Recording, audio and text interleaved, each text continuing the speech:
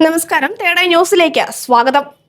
കേരളത്തിൽ തെരഞ്ഞെടുപ്പ് ചർച്ചകൾ ചൂടുപിടിക്കുന്ന ഈ ഘട്ടത്തിൽ UDFന്റെ രാഷ്ട്രീയ നീക്കങ്ങളും അതിനുള്ളിലെ അഭിപ്രായ വ്യത്യാസങ്ങളും വീണ്ടും ശ്രദ്ധേയമാവുകയാണ്.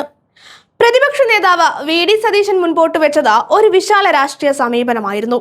ന്യൂനപക്ഷങ്ങൾ, ദളിതർ, ആദിവാസികൾ, പിന്നാക്ക വിഭാഗങ്ങൾ എന്നിവരെ ഒരുമിച്ച് കൂട്ടി ഒരു വലിയ സാമൂഹിക കൂട്ടായ്മയായി UDFനെ രൂപപ്പെടുത്തുക. ജമാഅത്തെ ഇസ്ലാമിയുമായുള്ള സഹകരണം ചർച്ചയാകുന്ന സമയത്താണ് ഈ ആശയത്തിന് കൂടുതൽ പ്രാധാന്യം ലഭിച്ചത്. NSSും SNDPയും ഇടതുപക്ഷത്തിന് അനുകൂലമായി എടുത്ത നിലപാടുകളും ഈ രാഷ്ട്രീയ സാഹചര്യത്തെ കൂടുതൽ സങ്കീർണമാക്കി.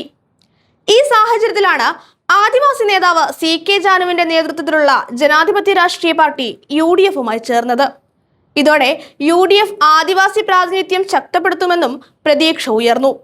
അതുപോലെ തന്നെ ദളിത് ചിന്തകനായ സണ്ണി M കബിക്കാടിനെ വൈക്കത്ത് സ്ഥാനാർത്ഥിയാക്കുമെന്ന വാർത്തയും രാഷ്ട്രീയ വേദികളിൽ വലിയ ചർച്ചയായി. എന്നാൽ ഈ സ്ഥാനാർത്ഥി പട്ടിക പുറത്തു വന്നപ്പോൾ പ്രതീക്ഷകളെല്ലാം തെറ്റി.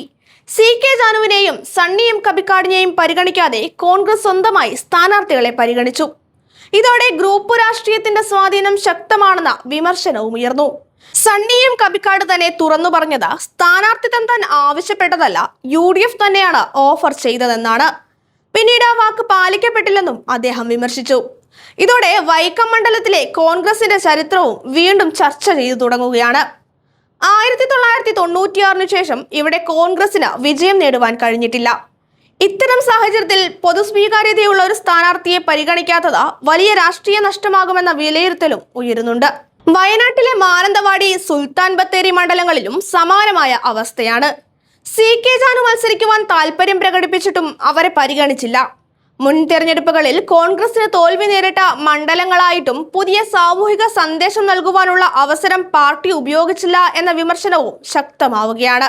ഒടുവിൽ VD സതീശൻ മുൻപോട്ടേക്ക് വെച്ച വിശാല കൂട്ടായ്മയുടെ രാഷ്ട്രീയ ആശയം പ്രായോഗിക തലത്തിൽ പൂർണ്ണമായി നടപ്പാക്കാൻ UDFന് കഴിഞ്ഞോ എന്നതാണ് ഇപ്പോൾ ഉയരുന്ന പ്രധാന ചോദ്യം.